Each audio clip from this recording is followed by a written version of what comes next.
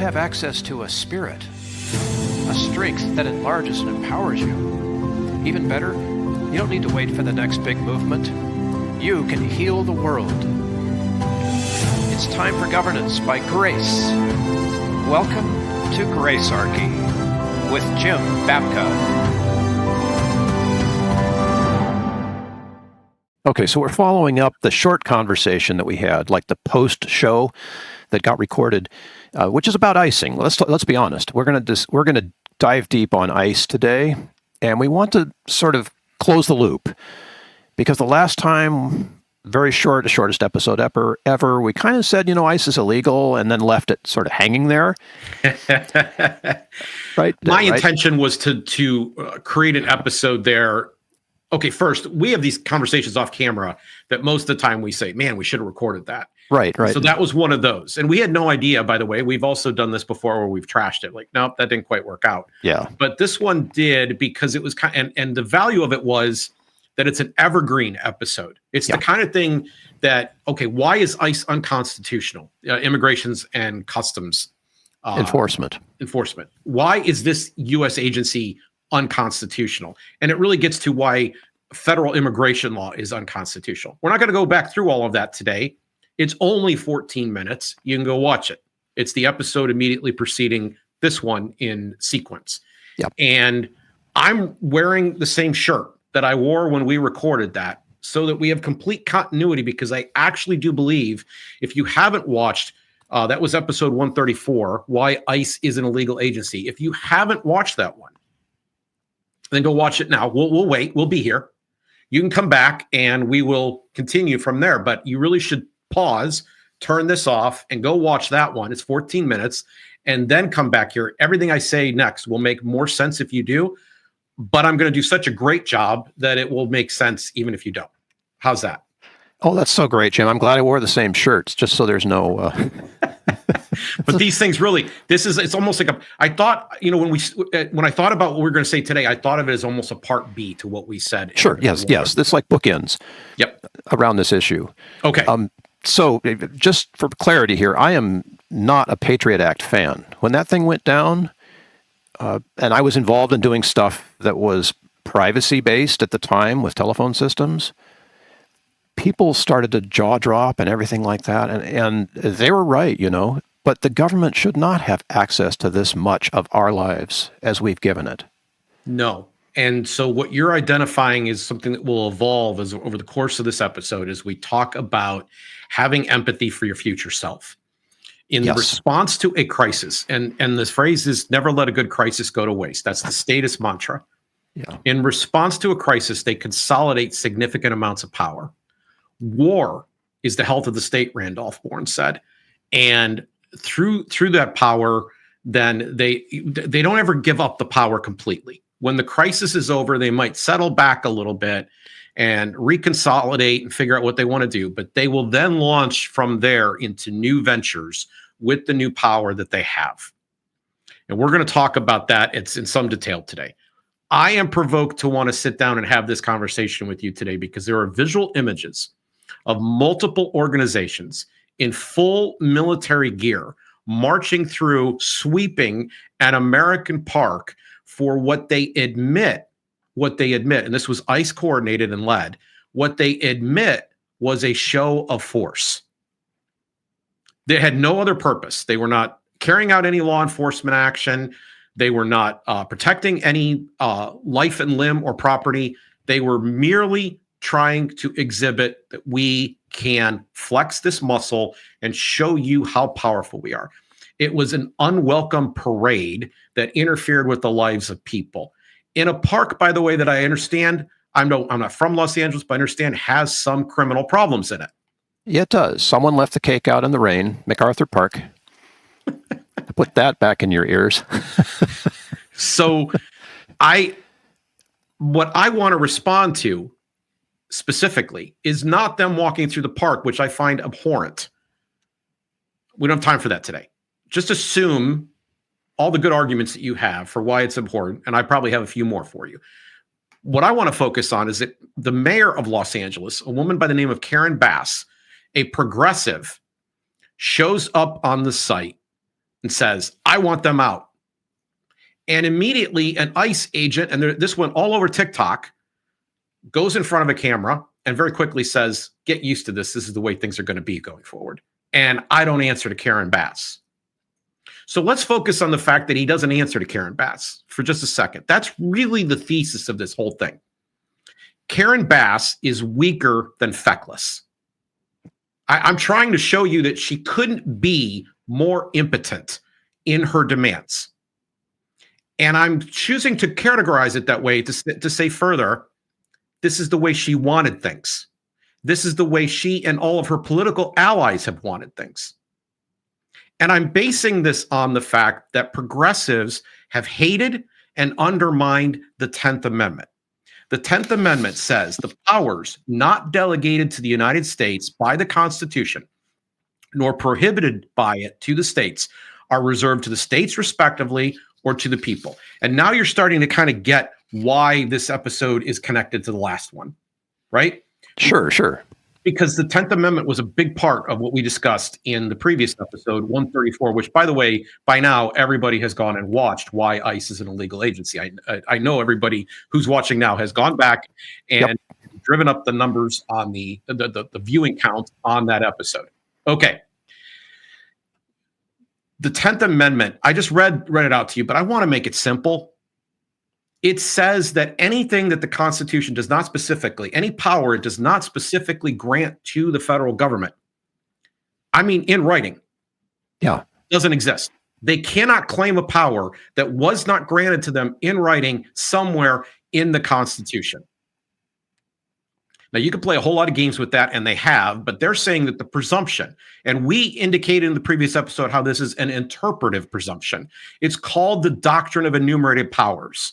And what it means is, if we didn't say you had the power, if we didn't delegate that power to you specifically, directly, in plain English, in this document, the federal government doesn't have it. Full stop. Yep. So what progressives believe in is rule by experts. Yeah, we've gotten this whole culture of experts that there's is now sort of imploding, but it's been there. Yes, there's an anointed class who knows better than you. They know better than you. They know the way things should work. And, we do have to kind of go through this procedure of electing some people and getting their opinion and their input. But at the end of the day, we don't really trust the people. We need a group of experts to make these decisions. They should recommend what happens, and then we should follow their recommendations. And the democracy should be there to exist to stamp and approve that. And it doesn't stop there, because the best experts are the national experts, the experts that are experts of experts. They have risen to a level as if they're going through the leagues, right? In baseball, they have minor leagues, and eventually you get up to the major league, right? So this is the way our governance works in the progressive era, which has been going on roughly since the 1890s. Roughly, okay?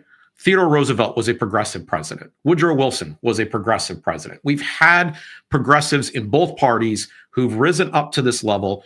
They've taken over the judicial branch for a period of time. They took over the legislative branch for a significant amount of time. Both parties, they've had the presidency several times. And what they believe is that, like leagues, they get experts that earn their way up to the top. It's a corporate structure almost, where the top C-suite offices exist in Washington, D.C., and that's where these decisions get made.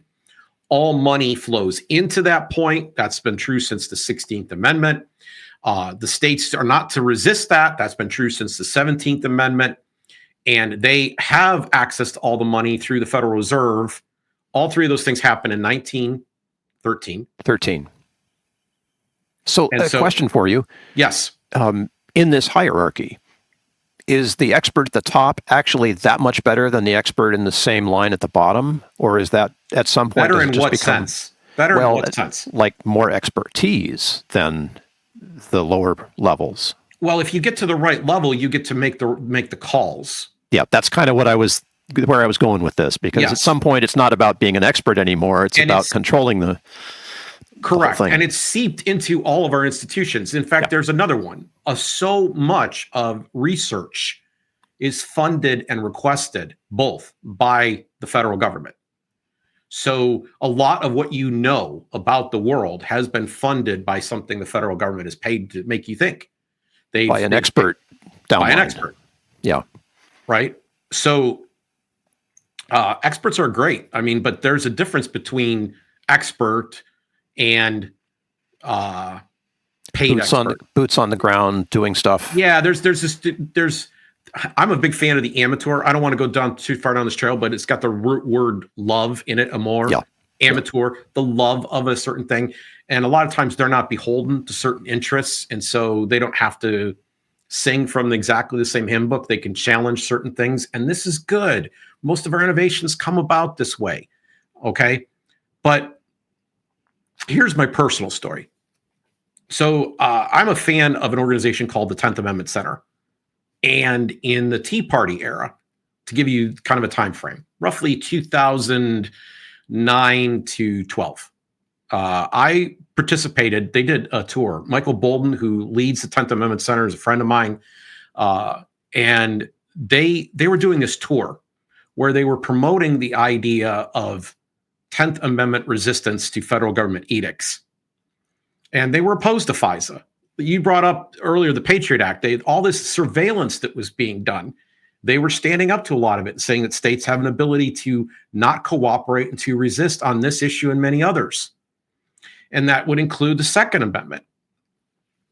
States could resist and say, no, the Second Amendment says what the Second Amendment says. So if Congress acts illegally or the ATF acts in unconstitutional fashion, we can choose to resist. And courts have said, no, you can't. No, you can't.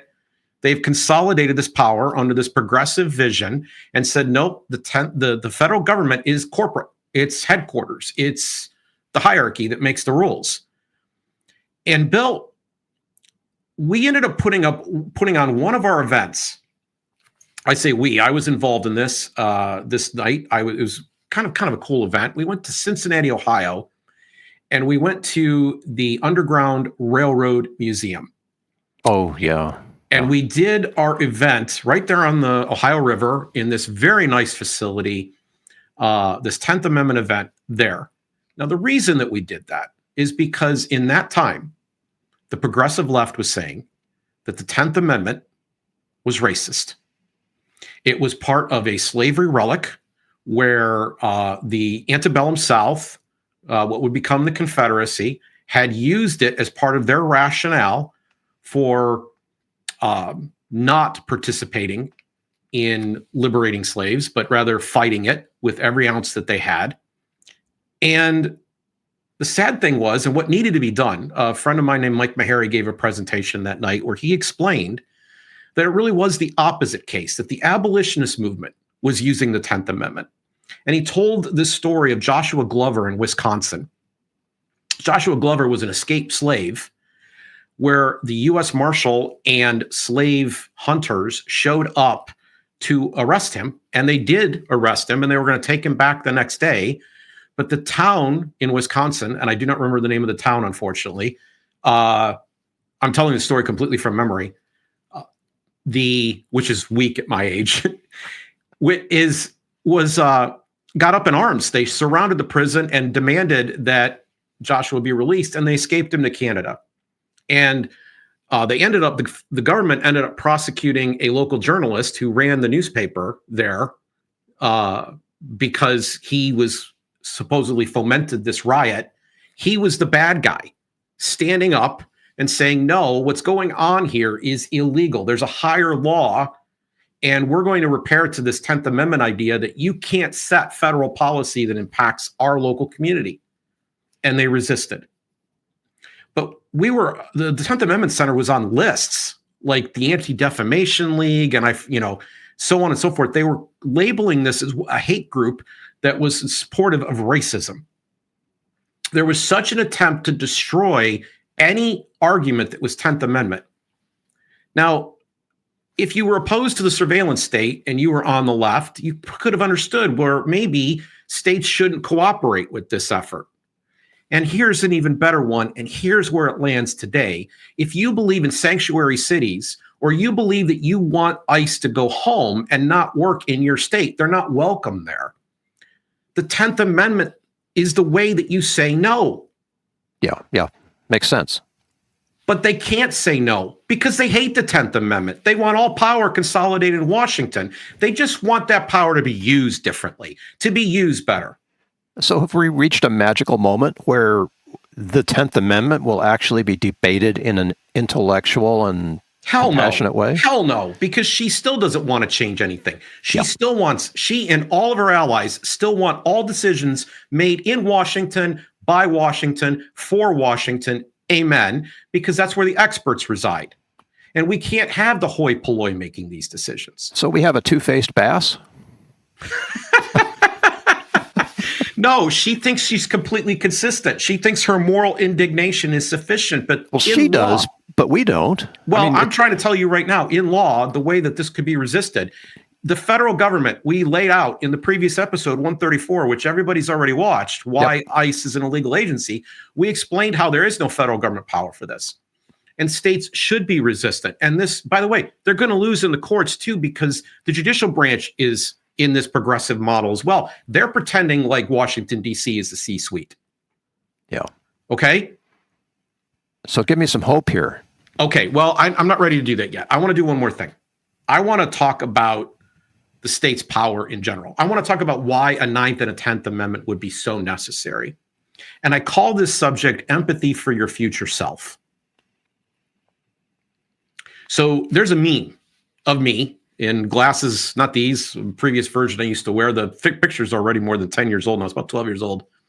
Really dark lenses, heavy lenses, and a tie with a nice shirt on and everything. And it says, the power you give a politician you love today to do something you want is a power that will be used tomorrow by a politician you loathe to do things you'll hate. This is the most important meme I've issued, or quote, I've issued in my career. It's the most important thought that I think I've contributed to the world. I am not the originator of this thought in general, but this way of saying it. You see, we always start off saying, well, we really want this politician to solve X problem, and we're going to give them the power to do so. They're our guy or our gal. But we don't take into account our future self, who will be living under a regime that is no longer run by the fine person that you picked to do this, who was made of such great stuff and believed all the things that you believed. Somebody you really don't like is going to come along, and they're going to do things that you are going to not only be resistant to, you're going to hate. You're going to be angry. You're going to be lit up. We're seeing it right now with the Affordable Care Act and its political direction. It doesn't cover everyone. No, it doesn't, and it never's supposed to, and it wouldn't and couldn't and shouldn't. All three things are true. Yeah. Okay? So every time we give this power away, we're shocked. I didn't see that coming. Wait, we've got troops marching down our streets? How the heck did this happen? Oh, I know. We don't have to take any accountability for it. We can merely look at the other side, wag our fingers and say fascist, fascist, fascist. That's what we can do that, and we're all done. Or woke, woke, woke, and we're all done.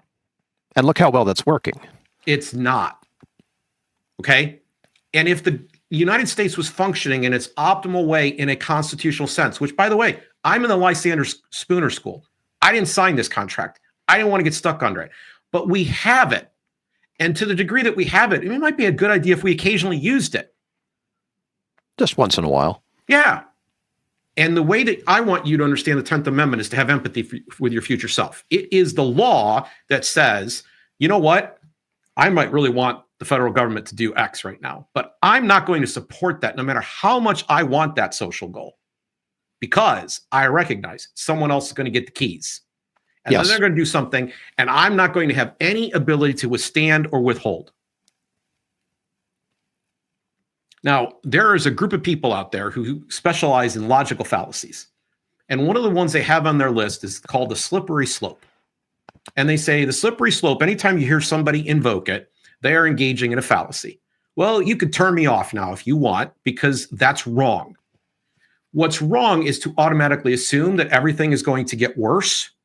It's not. Lots of things get better. Some things get worse. Some things get better.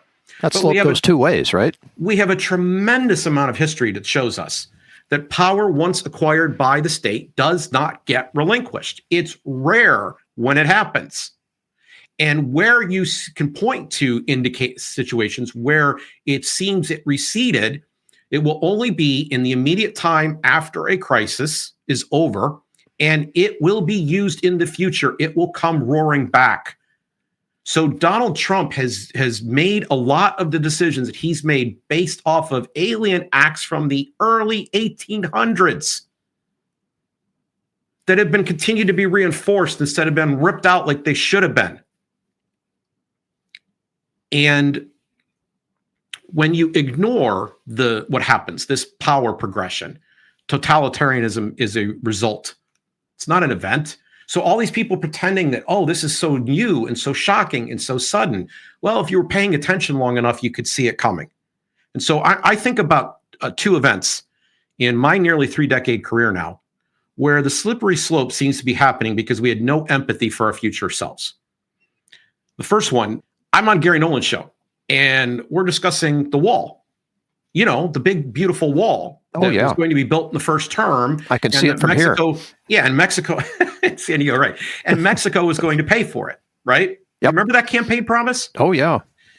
So I go on the radio and I explain that walls have been built by states before. There was one that divided East and West Berlin. East Germany had a wall, the Berlin Wall, and it kept people in. And I said, if you aren't careful, the way these things tend to work is over time, it will be completely ineffectual at keeping people out. But you know what it'll get really good at? People who want to be law-abiding, who carry IDs, being able to get out. Now, the one thing I can't do in these situations is predict the exact timing of when this stuff's going to happen. I can't say to you exactly the ingredients of how it's going to be conducted, but spiritually, directionally, I'm completely right. Because we now have a system where people are being monitored in a 100-mile zone all the way around the US border, and you can be stopped at any time. That's the wall. That's the wall in action, interfering with your day. And it's going to get worse, I promise you. Now, the reaction that I got the day that I said that was that a guy called up the show screaming mad and said to the host, Gary Nolan, why do you have this guy on? He is a liar. He is a complete liar. He's making this up. He's a liar. He had an emotional reaction to me suggesting what the wall might actually represent. But as time has gone by and we've seen how immigration policy is being carried out, who's more right? Me or the guy that called me a liar? And who's going to continue to become more right over time? Me or the guy? And it's not because I have some special skill. It's not because I was gifted like I'm a sage or an oracle. It's because I've watched the history and I've studied these issues and I could see the progression over time. There is indeed in place a slippery slope.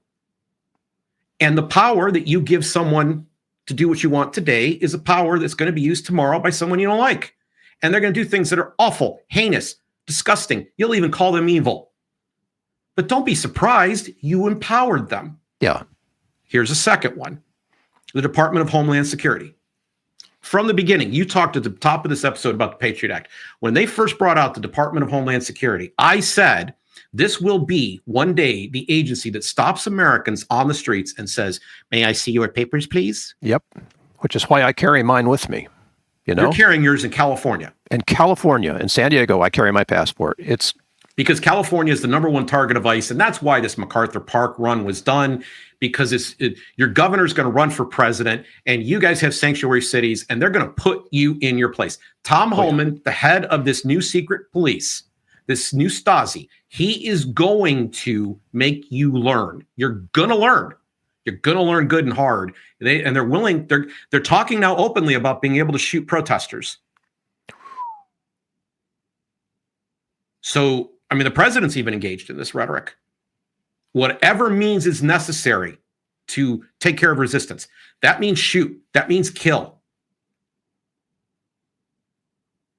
So I'm thinking that these people, in some cases, particularly the peaceful ones, are a lot like the ones that were rescuing Joshua Glover in that Wisconsin jail when slave masters came looking for him. And they said, we're not going to follow the law, the legal code. We're going to go appeal to a higher law. We're going to appeal to the Constitution, which has a 10th Amendment. We're going to appeal to a moral law, which is natural and just and says he's a free man. We're not going to enslave him for your benefit. We're not going to apply to some code. This should not happen. People who are resisting may well be acting on a higher law, but they shouldn't even have to resist, Bill, because if their politicians say, well, you're unwelcome in our state, we don't want your help enforcing this thing, then they shouldn't be there. 10th Amendment, full stop. Yes. Now, there is a third thing that is emerging, and I haven't talked about it very often on air, but I'm going to talk about it today. So in European political parties previous to World War II, they had enforcement arms. These were the people who handled the get out the vote effort or the don't go vote effort. They would take people and tell them, get on the car, we're going to go vote now. And they would accompany them, make sure they did. But also as importantly, they would go crack skulls if that's what they needed to keep people out of districts where they thought they weren't going to do as well. And if they knew somebody that was on the opposing team, they might even target them. So don't put a yard sign in your yard or announce your support for the candidate, because you might have the other party's little gang show up at your door. And in Germany, they called these people brown shirts. They were also known, their actual name was the SA, or that's how we should know them, as the SA. They were the original paramilitary wing of a certain party that existed in Germany in the 1930s. How far are we away from having a party that begins to have the ability to crack skulls and make things happen? Well, there's going to be a massive recruiting effort into ICE. And here's a stunning factoid.